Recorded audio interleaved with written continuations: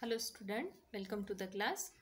In last lecture, we have been seen about the asexual reproduction of Plasmodium, that is malarial parasite in human body in first dose. Let us see the next portion of this life cycle, that is sexual reproduction of this malarial parasite Plasmodium in mosquito body. Let us see.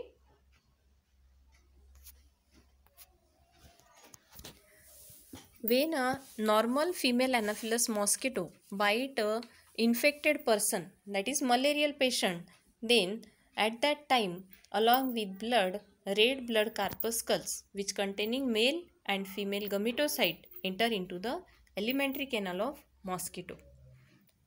In the stomach region, when this RBC get entered, it get rupture and the gametocytic cell get free, and after become free they go under into the process of gametogenesis.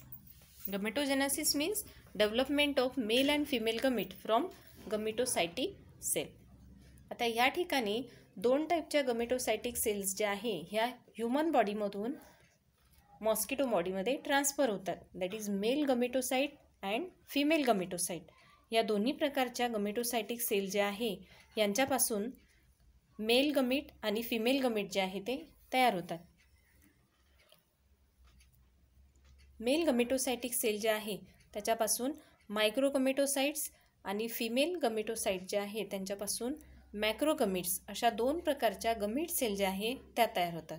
After the formation of these gamete cell, both these gametes are look different from each other, and when they get fused with each other by the process of fertilization, this called as anisogamy, because both are looks different from each other. After formation of the zygote, diploid structure is developed, and the zygote develops a protective layer around itself, forming oocyst. आता या फेजमध्ये पोहोचल्यानंतर हा जो zygote आहे याला ओसिस्ट म्हटलं जातं. या ओसायटिक स्टेजमध्ये हा स्वतःभोवतीची प्रोटेक्टिव्ह लेअर तयार करतो. त्याच्यामधून सायटोस्टोम नावाचं जे केमिकल आहे, this is the proteolytic substance, हा पदार्थ तयार केला जातो.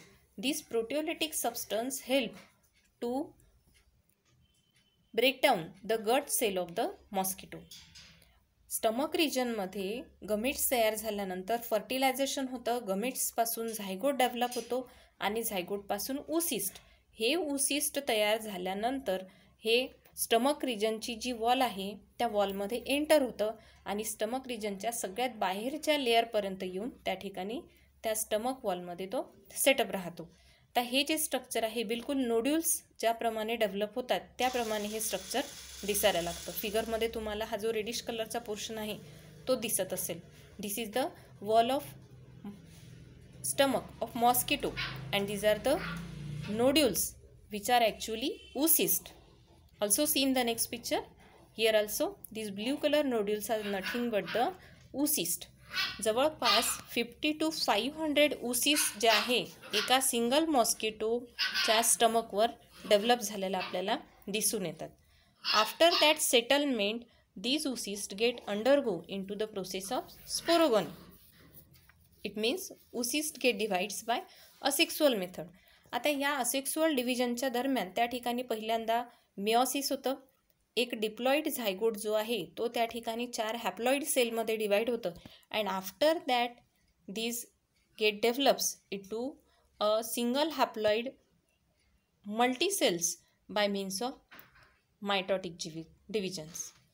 आता ह्या ठिकाणी जवळपास 10,000 minute slender sickle shape sporozoite जे आहे ते स्पोरोझॉइट या oocysts आतमध्ये डेव्हलप होतात. When the development get completed, sporozoite get mature and they get separate of from the cytoplasm.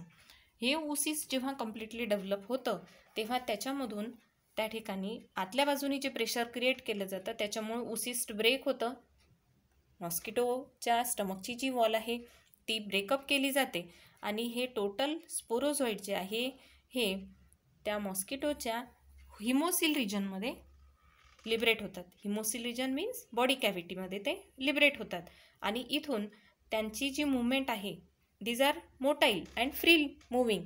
They get enter into the any part of the mosquito body but many of them get penetrate or move toward the salivary gland of mosquito. आणि total ही जी process आहे ही complete होण्यासाठी means बॉडीमध्ये blood enter होण्यापासून तर सलायव्हरी ग्लँडपर्यंत स्पोरोझॉइड move होण्यापर्यंतची जी phase आहे ही कंप्लीट होण्यासाठी जवळपास 2 ते 4 वीक्सचा जो पिरियड आहे तो द्यावा लागतो. It also depends upon the temperature also. आता ह्या ठिकाणी आपण पाहतो की हा जो इन्फेक्टेड मॉस्किटो आहे हा जवळपास त्या ठिकाणी 2 लाखापर्यंत स्पोरोझॉइड जो आहे त्याच्या सलायव्हरी ग्लँडमध्ये डेव्हलप झालेले दर्शवतो. म्हणजे ह्या ठिकाणी आपण सांगू शकतो की किती पर्सनला किती ह्युमन बॉडीला हा इन्फेक्ट करू शकतो. जितक्या वेळेला तो ह्युमन बॉडीला बाईट करतो त्या प्रत्येक वेळेला जवळपास थाउजंड्स ऑफ स्पोरोझॉइड जे आहे म्हणजे मलेरियल कॉझिंग पॅरासाइट्स हा ह्युमन बॉडीमध्ये इंजेक्ट करतो. अशा प्रकारे या ॲनिमलची ही जी सेकंड फेज आहे मीन्स सेक्सुअल फेज जी आहे ही कंप्लीट होते.